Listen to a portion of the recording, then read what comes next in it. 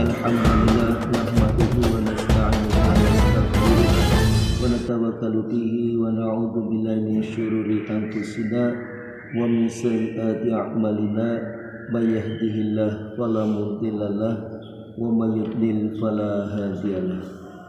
Jamaah suku yang dimuliakan Allah Ta'ala, marilah kita lanjutkan pembacaan hadis dalam kitab Fadilatul Quran. Dalam zikir kita lanjutkan juga di dalam hati kita masing-masing sembari kita dengarkan pembacaan hadis, yaitu hadis yang berikutnya. A'udzu billahi minasyaitonir rajim.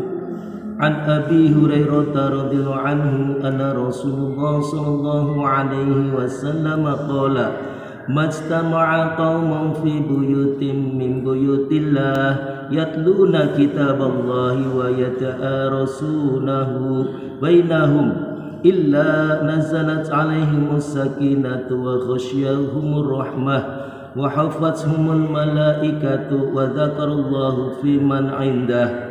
Rawahu Muslim wa Abu Dawud.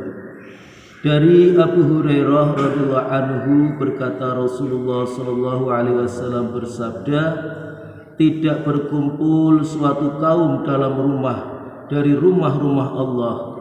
Mereka membaca kitab Allah, saling mengajarkannya sesama mereka, kecuali rahmat menyirami mereka, para malaikat akan mengurumuni mereka, dan Allah akan menyebut-nyebut mereka di kalangan malaikat yang ada di sisinya.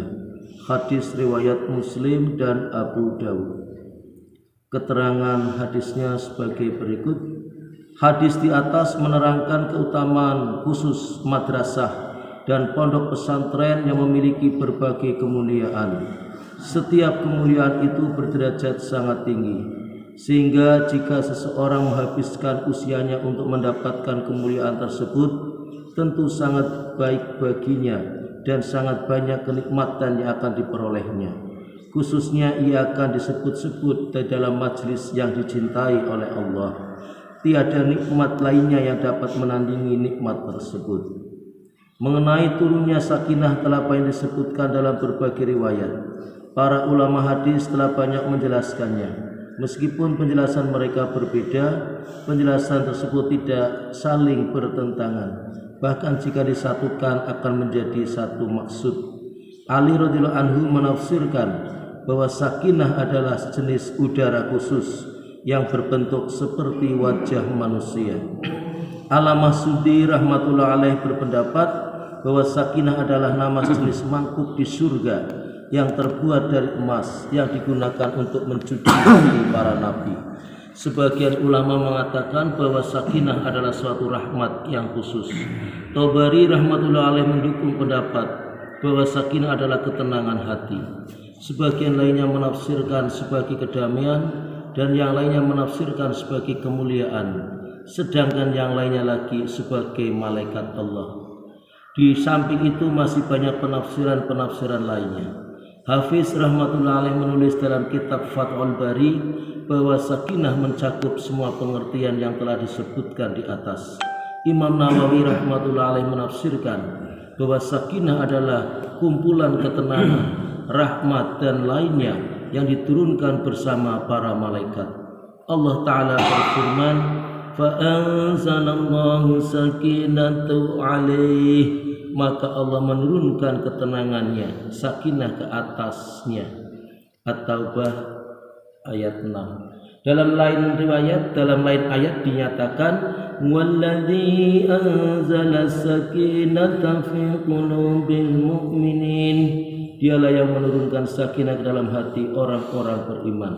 Al-Fat ayat 4. Fihi sakinatum mir rabbihim, di dalamnya terdapat ketenangan dari Tuhanmu. Al-Baqarah ayat 248. Ternyata banyak sekali ayat Al-Quran dan hadis yang menyebutkan kabar gembira tersebut. Diriwayatkan dalam kitab Ihya bahwa Ibnu Sauban rahmatullah alaih pernah berjanji kepada saudaranya untuk berbuka puasa bersama, tetapi ia baru tiba keesokan paginya. Saudaranya menanyakan sebab-sebab keterlambatannya. Ibnu Sauban rahmatullah alaih menjawab, Andaikan bukan karena janji saya kepadamu, saya tidak akan membuka rahasia keterlambatan saya. Tanpa sengaja saya terlambat hingga tiba waktu Isya. Saya merasa bahwa saya harus sholat witir karena saya tidak tenang jika kematian datang pada malam itu, dan itu akan menjadi sisa tanggung jawab saya. Ketika saya sedang membaca doa kunut, terlihat oleh saya sebuah taman surga hijau yang penuh dengan berbagai jenis bunga-bungaan. Sedemikian asiknya saya memandang taman itu sehingga tanpa terasa tibalah waktu subuh. Peristiwa seperti ini dikisahkan di atas supaya terjadi pada para alim ulama kita terdahulu. Tetapi hal itu akan dialami jika kita telah terputus hubungan dengan segala kecuali Allah Subhanahu wa taala semata. Demikianlah apa yang kita dengarkan dari sebuah hadis dan penjelasannya. Semoga Allah Ta'ala memberikan kepahaman kepada kita maksud dari hadis tersebut, yaitu kita berupaya untuk mengisi rumah-rumah kita dengan bacaan Al-Quran sebagaimana sabda Rasulullah, nawiru buyutakum au nawiru manazilakum bisolati wa qiraatil Quran. Maka perbanyak baca Quran dimanapun berada, di tempat-tempat yang mulia dan dimuliakan Allah Subhanahu wa Ta'ala. Di masjid maka lebih utama, karena tempat yang sangat dicintai oleh Allah Subhanahu wa Ta'ala.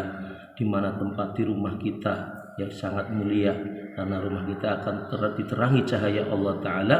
Maka Rasulullah SAW bersabda, janganlah jadikan rumah kamu sebagai kuburan.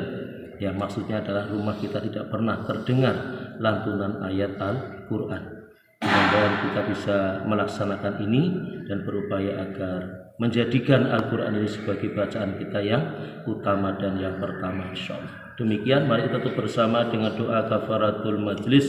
Subhanallah wa bihamdihi, subhanakallahumma wa bihamdika, asyhadu an la ilaha illa anta, astaghfiruka wa atubu ilaik. Assalamualaikum warahmatullahi wabarakatuh.